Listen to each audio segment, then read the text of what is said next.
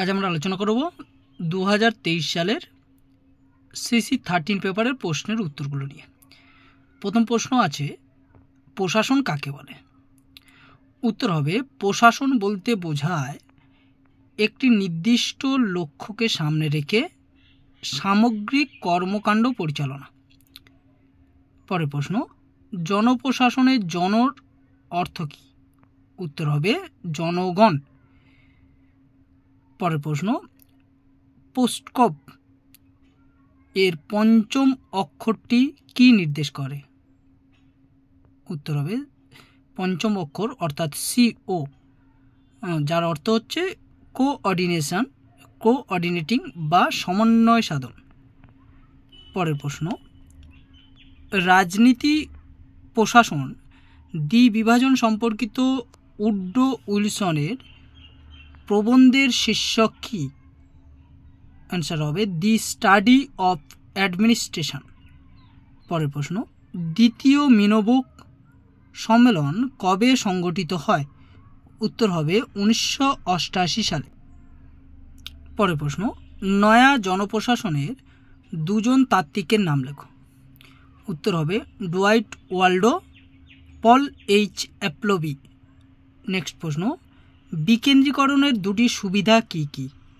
উত্তর হবে 1 নম্বরে অতিরিক্ত ভারাক্রান্ত কেন্দ্রীয় প্রশাসন বিকেন্দ্রীকরণের মধ্য দিয়ে কাজের ভার থেকে কিছুটা মুক্ত হয়।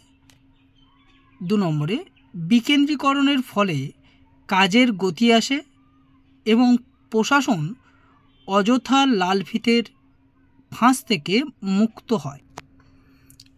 পরের প্রশ্ন, বৈদ্যুতিন প্রশাসনে G2B অর্থ কী?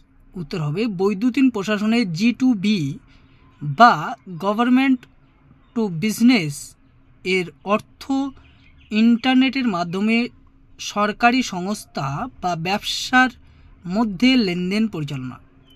পরের প্রশ্ন, প্রশাসনিক ব্যবস্থাপনায় PPP বলতে কী বোঝানো হয়? অ্যান্সার হবে পাবলিক প্রাইভেট পার্টনারশিপ। নেক্সট প্রশ্ন, ওয়েবারের ধারণায় আইনি যুক্তিনিষ্ঠ কর্তৃত্ব কী? উত্তর হবে আধুনিক রাষ্ট্রে প্রশাসন আইন অনুযায়ী পরিচালিত হয় এবং যে সংগঠনটির সাহায্যে শাসক শ্রেণী আধুনিক রাষ্ট্রে আইনি যুক্তিবাদী আধিপত্য বিস্তার করতে সক্ষম হয় সেটি আইনি যুক্তিনিষ্ঠ কর্তৃত্ব বা আমলাতন্ত্র। পরের প্রশ্ন, অপ্রাতিষ্ঠানিক যোগাযোগের যে কোনো দুটি উদাহরণ দাও। উত্তর হবে চোখের ইশারা, মুখের অঙ্গভঙ্গি, শব্দ করা ইত্যাদি। পরের প্রশ্ন, সাইমনের সিদ্ধান্ত গ্রহণ তত্ত্বের দুটি পর্যায় উল্লেখ করো। 1 নম্বর হবে গোয়েন্দা কার্যকলাপ পর্যায়, 2 নম্বর হবে নকশা কার্যকলাপ পর্যায়। এছাড়া হতে পারে 3 নম্বরে দিতে পারো পছন্দ কার্যকলাপ পর্যায়। পরের প্রশ্ন, দি ইকোলজি অফ পাবলিক অ্যাডমিনিস্ট্রেশনের লেখক কে? উত্তর হবে ফ্রেড ডব্লিউ রিক্স।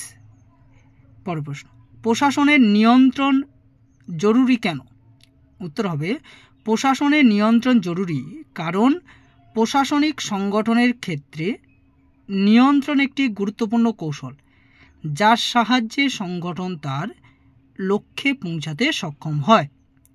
পরের প্রশ্ন, public administration from government to governance কার লেখা? উত্তর হবে বিদ্যুৎ চক্রবর্তী এবং প্রকাশ চাঁদ।